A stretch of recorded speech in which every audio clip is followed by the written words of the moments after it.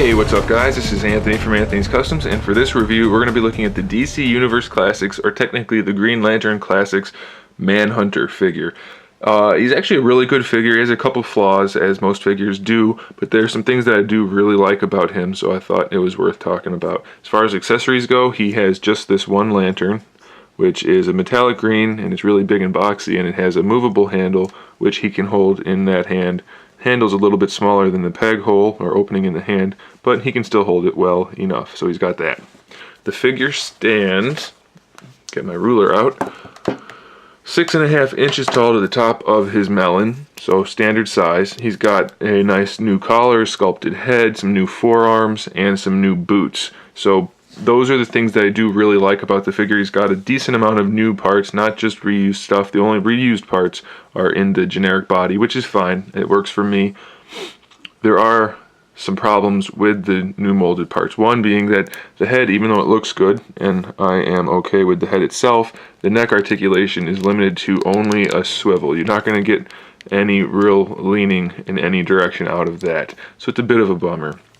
Standard shoulder articulation with a bicep swivel, single jointed elbow, but even though he has these nice, cool, and well sculpted, well painted forearm pieces, they really get in the way of the elbow articulation, so that's a bummer. He has a fist on that side, and like you already saw, he's got the open hand on that side. He does have an ab crunch that the paint follows through, so that's cool with me.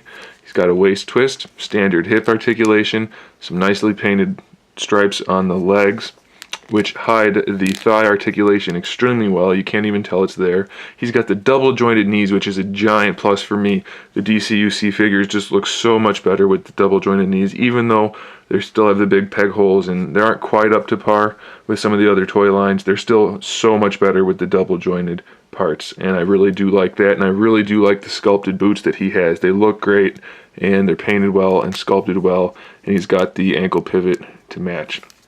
The painting on the chest is done really well. The metallic blue is great, and the lines are nice and clean. Same thing goes for the stripes, like I already said. And the face paint, though a little bland, and there's a little bit of a scratch from the packaging, it looks pretty good too. So I do like the figure a lot. I think you'll like it, especially if you're a Green Lantern fan, if you like the show. It's not the same as the model in the show, but it is the same character, and it is a good figure, so I do recommend it, and I think you should go pick it up. In fact, a lot of Toys R Us's have them on clearance, or at least they have had them on clearance lately if they're still floating around. So go check that out and see if you can get one. I think you'll like it. Thanks for watching, guys. Stay tuned for some more figure reviews, some custom figures, and other good stuff.